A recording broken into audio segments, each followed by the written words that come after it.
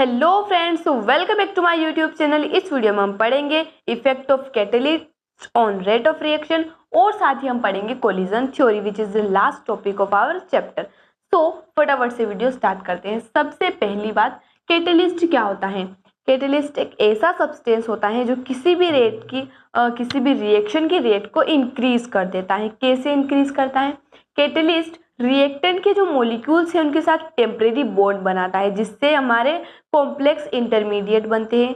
साथ ही कैटलिस्ट क्या करता है, जो हमारी रिएक्शन की एक्टिवेशन एनर्जी होती है उसे कम करता है। और हमें पता है कि एक्टिवेशन एनर्जी जितनी कम होगी उतनी ही ज़्यादा रेट ऑफ रिएक्शन होगी। साथ ही जो हमारा कैटलिस्ट है वो गिब्स एनर्जी में कोई चेंज नहीं लाता है और खुद भी रिएक्शन में इन्वॉल्व नहीं होता है। सबसे बड़ी बात कि वो खुद रिएक्शन में इन्वॉल्व नहीं होगा, रिएक्शन की रेट को भले ही वो इंक्रीज करेगा। और क्या करता है कैटलिस्ट, वो इक्विलिब्रियम को भी चेंज नहीं करता है, क्योंकि ये जो फॉरवर्ड रिएक्शन है और बैकवर्ड रिएक्शन है दोनों को ही कैटेलाइज करता है, तो इक्विलिब्रियम पर कोई भी इफेक्ट इसका नहीं पड़ेगा। इतना ही हमें इसके बारे में इस चैप्टर में पढ़ना है। बाकी हम डिटेल में ऑर्गेनिक केमिस्ट्री में इसके बारे में पढ़ने वाले हैं कि कैटेलिस्ट किस प्रकार से रिएक्शन को अफेक्ट करते हैं। यहाँ पर लास्ट टॉपिक आता है हमारा collision theory. Collision theory simple सी एक बात कहता है कि जो हमारे रिएक्टेंट मॉलिक्यूल्स है वो क्या है, हार्ड स्फीयर्स है, और जब भी ये स्फीयर्स के बीच में इफेक्टिव कोलिजन होगा तो हमें क्या मिलेगा, प्रोडक्ट मिलेगा, यानी कि हमारी क्या हो जाएगी, रिएक्शन हो जाएगी।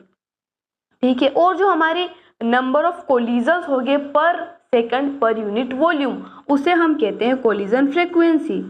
कोलिजन फ्रीक्वेंसी जिसे हम Z से डिनोट करते हैं। तो मान लीजिए हमारे पास कोई रिएक्शन है, A प्लस B मिलकर हमें कोई प्रोडक्ट हमें मिल रहा है।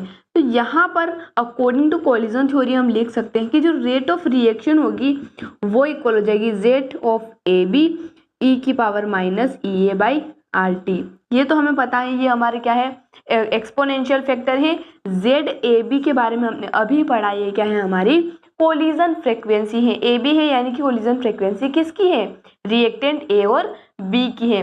इस इक्वेशन को अगर हम अर्हेनियस इक्वेशन से कंपेयर करें तो यहाँ पर अर्हेनियस इक्वेशन में क्या था, K इक्वल था हमारा A e की power minus EA by RT। तो यहाँ पर इसको कंपेयर करने से हमें पता चलता है कि जो A है वो किससे रिलेट कर रहा है, कोलिजन फ्रीक्वेंसी यानी कि ZAB से रिलेट कर रहा है। यहाँ तक बात क्लियर है। अब हम ध्यान देने वाली बात क्या है कि हर कोलिजन इफेक्टिव नहीं होता है, यानी कि ऐसा नहीं है कि कोई भी मॉलिक्यूल्स आपस में कोलाइड हुए और हमें प्रोडक्ट मिल गया। कोलिजन हमेशा इफेक्टिव होना चाहिए तभी हमें प्रोडक्ट मिलेगा। अब इफेक्टिव कोलिजन का मतलब होता है कि जो मॉलिक्यूल्स हैं वो एक प्रॉपर स्पीड, प्रॉपर एनर्जी और प्रॉपर ओरिएंटेशन से कोलाइड होने चाहिए। अगर प्रॉपर ओरिएंटेशन से कोलाइड नहीं होते हैं हमारे रिएक्टेंट मॉलिक्यूल्स तो जो रिएक्टेंट मॉलिक्यूल्स है वो बाउंस बैक हो जाएंगे और हमें प्रोडक्ट नहीं मिलेगा। तो इसी इफेक्टिव कोलिजन को और we can say proper orientation of reactant को बताने के लिए हमारे पास एक फैक्टर आता है P, जिसे हम प्रोबेबिलिटी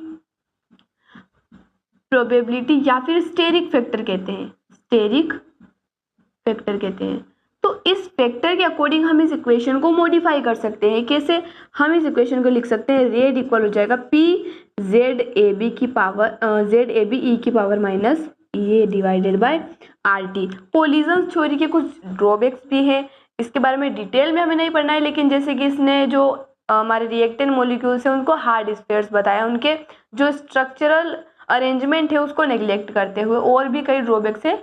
अभी हमें उतना डिटेल में नहीं जाना है, हमारे सिलेबस में नहीं है। तो यहाँ तक बात क्लियर है। If you have any doubt you can ask in the comment section. Questions हम करेंगे नेक्स्ट वीडियो में। मिलते हैं अगले वीडियो में नई टॉपिक के साथ। धन्यवाद।